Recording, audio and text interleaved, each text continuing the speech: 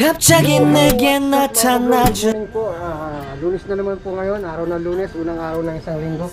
So for today's video guys, ito lang, kami lang, wala kaming mga kasamang kurikong. Nagkasakit sila, tinamaan yata sila ng virus. Kami lang. Napakadelikado talaga mga kabulon.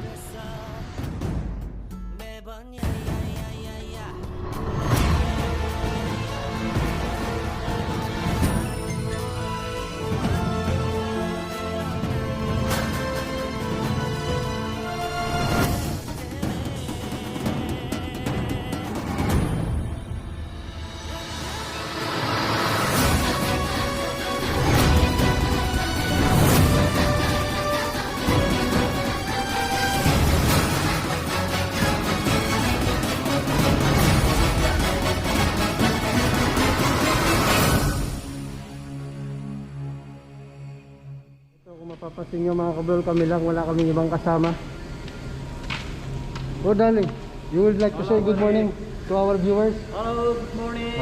This is my Nepali Saram, Biru, Tamang Biru. Hello. Just we are work now. We don't have Korean people. Napapa-English na si Kabulol. So guys, sa mga bago lang sa channel ko, yung mga dati alam na yung ganitong trabaho eh.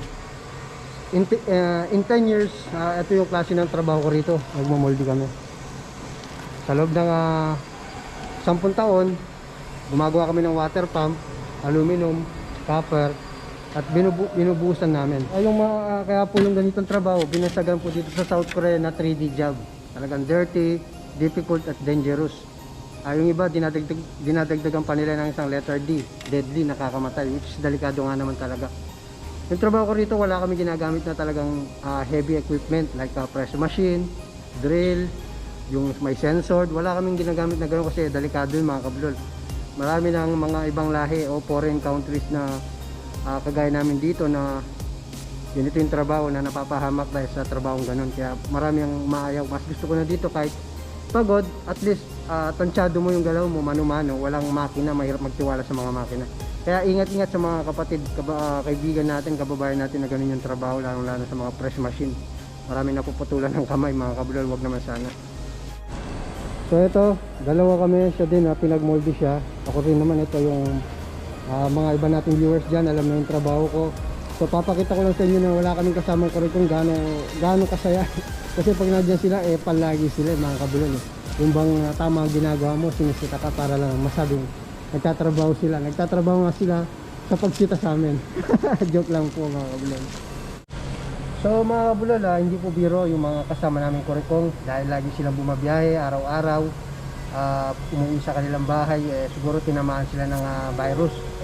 Sa mga bago dito, pinapaalala ko po sa inyo, sa mga bagong kadadating lang, ang dami ng mga bagong dumating sa South Korea, wag muna po kayo maglalabas, ma-excite, may starstruck sa South Korea. Panatilihin po ninyo yung safety po ninyo dahil napaka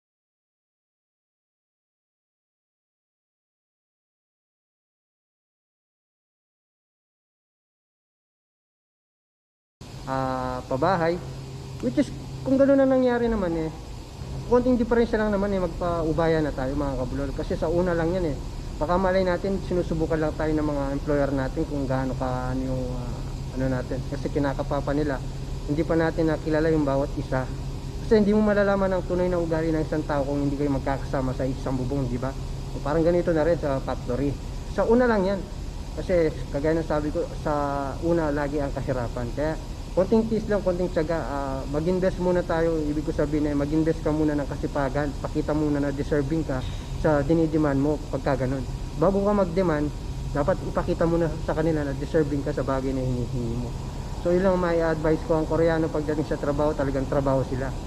Personal lang ka pagdating sa trabaho. Pagdating naman sa pagkain, pag day off mo o anong hinihingi mo, mabait naman ang mga yan. Magkakasundo naman kayo pagdating talaga sa trabaho, sa oras, on time ka dapat.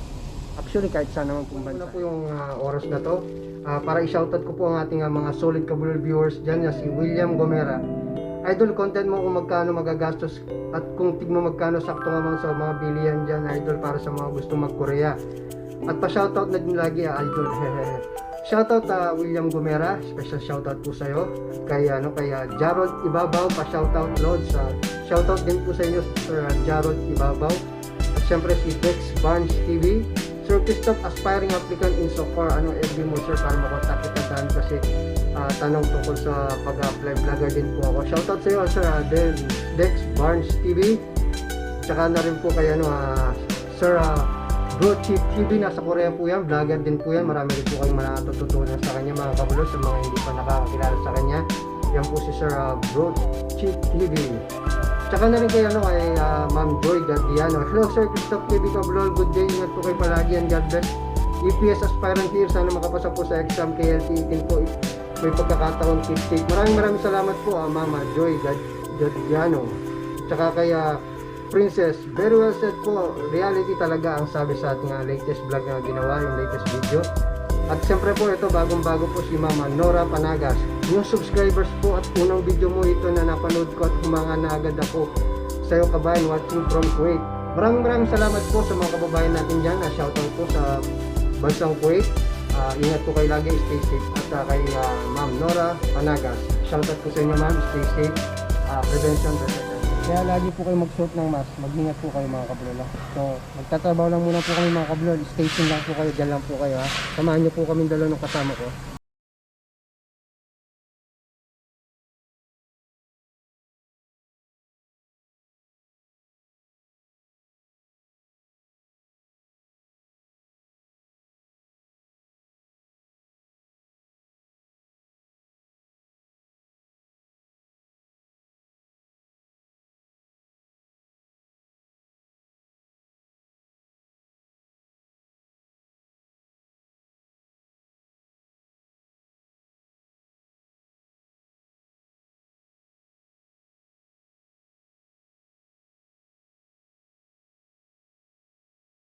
Tayo. Medyo napalayo yung banyo namin kasi ginagawa yung banyo namin. Kaya magbabanyo kami sa mga banyo ng mga Koreano. Yung suksa nila.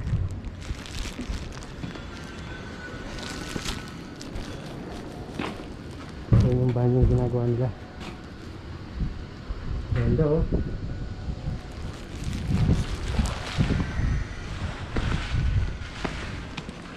Under maintenance.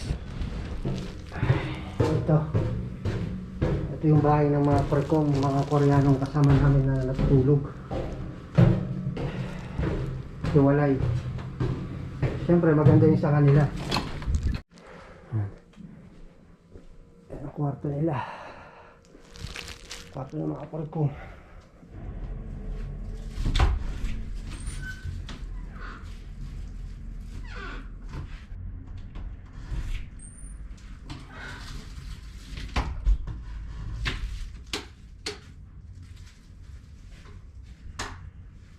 A few moments later.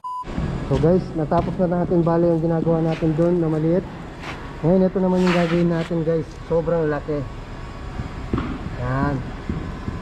HMT Marine. Sa mga barko yan mga kabulon. Tapos ito yung kanyang sunda. Ilalagay ko sa loob. Para pag binutan namin ng aluminum, hindi papasok dito yung aluminum. Mauulma siyang ganon, parang pipe, papasukan ng tubig. Yan. So ang gumagawa nito, 2 tao dahil hindi ko kayang maiangat na mag-isa. Ang laki ng box. Ay kapal. So guys, this is really big. big molder. So usually dalawa katao yung nagbubuhat dito, 2 person. But I will try if I can or no. So let's see. Kaya kong iangat.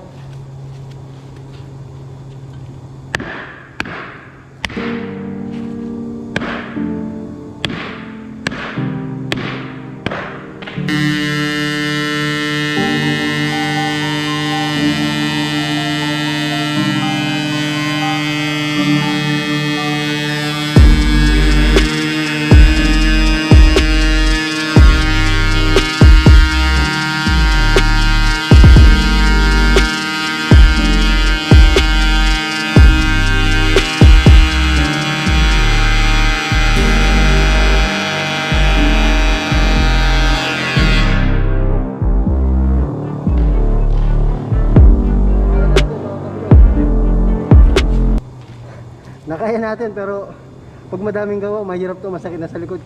Tatawag na tayo ng tulong. Bale ito siya. Yan. Kukurti siya lagay, lalagay namin yung sungga dyan.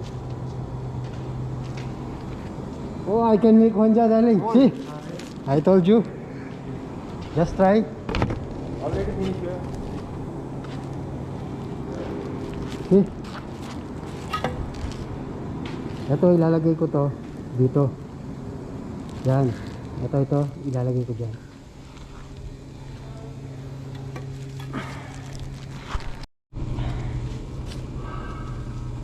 So, bago ko ilagay, lalagyan ko siya ng styrofoam. Ito, mga kabulol. Sa ilalim. Kasi, pag binuhusan namin, may possible na hindi didiretso yung aluminum na pa ibubuhos namin. Baka masisira lang siya, mga kabulol. Para nakaangat siya ng konti. Ito, mga kabulol.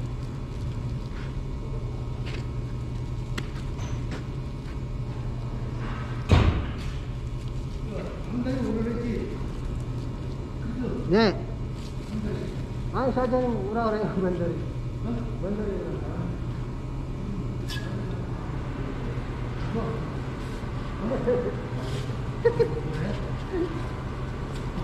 Ilalagay ito. 어? 아침에 괜찮은데. 아침에 하면 숙소에서 다 있어. 그래? 어디가 아파? 그러면 그리스 어떻게까? 그래서 허리가 아프대. 머리 아파. 이 치킨 이건 반달이 안 되잖아. 이거 못 찍겠지? 그래서 사과해. 지금은 어? 지금은 허리가 많이 아파? 이게 좀 스트레칭 좀 해야 돼. 스트레칭 안 해서 그래. 가자. 번다리 오라를 봐. 번다리 오라리고 너 앉아서 이거 그라인드 하는 거 그거 해. 그래? 아니 나도 번다리 오라를. 아니.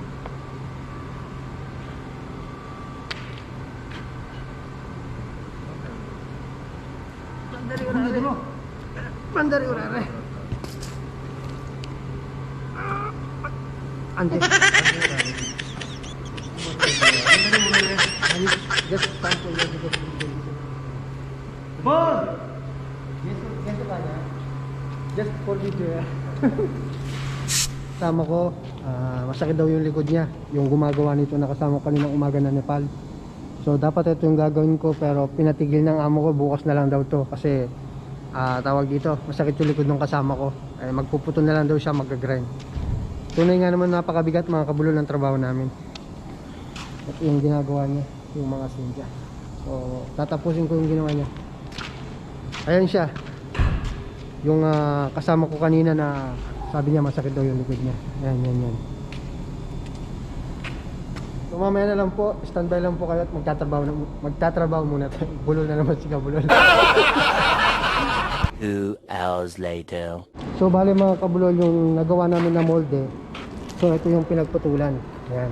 Ito siya. So ngayon, iluluto namin ulit para bukas. Dito. Ayan.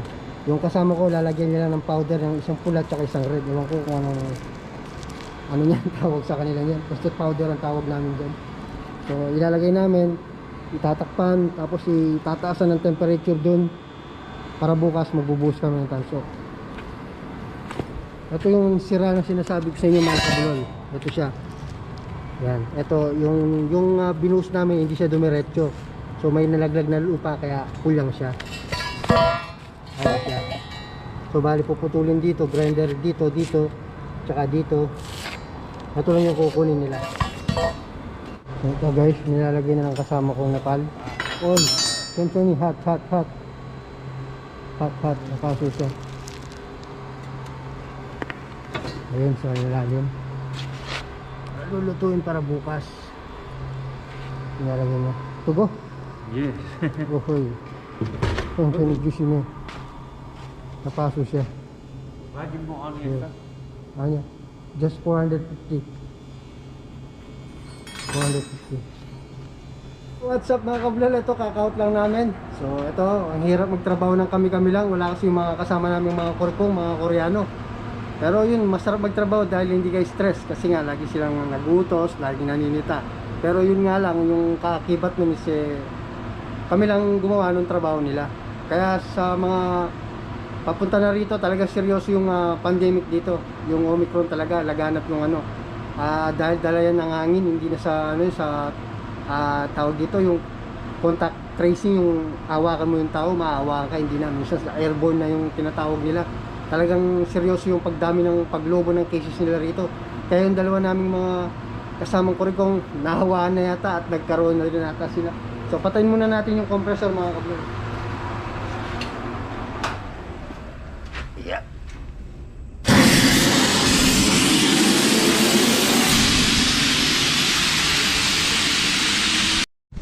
So guys, ito sasarado ko muna yung aming factory. Yung ajusi namin hindi sinarado yung pinto. So isasarado ko lang mga kabulol.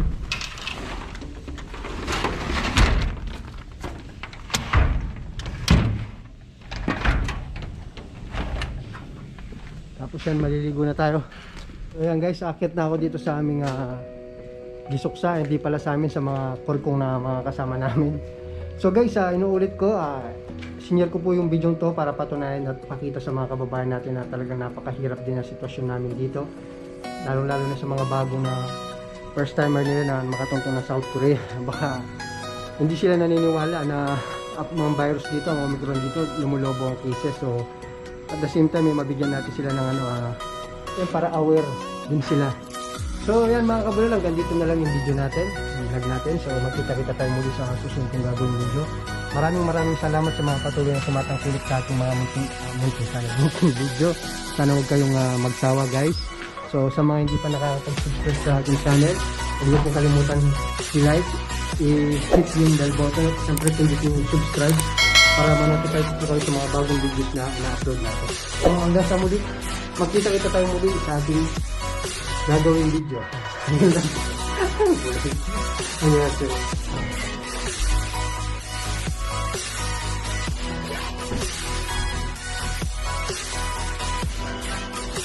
Nag-review pa dito muna tayo. Hintayin muna natin siyang matapos bago tayo maligo.